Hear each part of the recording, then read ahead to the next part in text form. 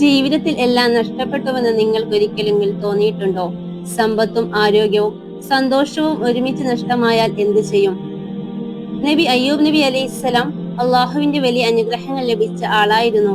ധാരാളം സമ്പത്തും മക്കളും നല്ല ആരോഗ്യവും അദ്ദേഹത്തിനുണ്ടായിരുന്നു.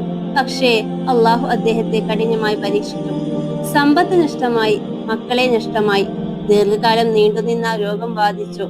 പലരും അദ്ദേഹത്തെ വിട്ടുപോയി.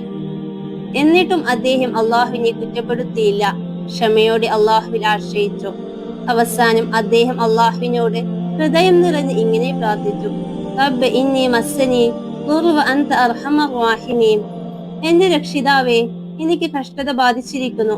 കരുണ കാണിക്കുന്നവരിൽ ഏറ്റവും കരുണയുള്ളവർ നീയാകുന്നു. ഈ ദുആയിൽ പരാതിയില്ല, ആവശ്യങ്ങളുടെ നീണ്ട പട്ടികയില്ല. അള്ളാഹുവിന്റെ കരുണയിലുള്ള പൂർണ്ണ വിശ്വാസം മാത്രമാണുള്ളത്. അള്ളാഹു ഉടൻ തന്നെ അദ്ദേഹത്തിന്റെ ദുആ സ്വീകരിച്ചു. ഖുർആനിൽ അള്ളാഹു പറയുന്നു: അങ്ങനെ നാം അദ്ദേഹത്തിന്റെ പ്രാർത്ഥനയ്ക്ക് ഉത്തരം നൽകി, അദ്ദേഹത്തിനുണ്ടായിരുന്ന കഷ്ടത നീക്കിക്കളഞ്ഞു. ഈ കഥ നമ്മെ പഠിപ്പിക്കുന്നത് വളരെ വ്യക്തമാണ്. പരീക്ഷണം വന്നാൽ അള്ളാഹുവിൽ നിന്ന് അകന്നു പോകരുത്. ദുആ ഒരിക്കലും നിർത്തരുത്.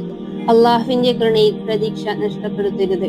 നമുക്കെല്ലാവർക്കും നബി അയ്യൂബ് നബിയുടെ ഈ മനോഹരമായ ദുആ കൂടുതൽ ചൊല്ലാം. റബ്ബി ഇന്നി മസ്സനി ദുർറു വ അൻത അർഹമർ റഹീമീൻ.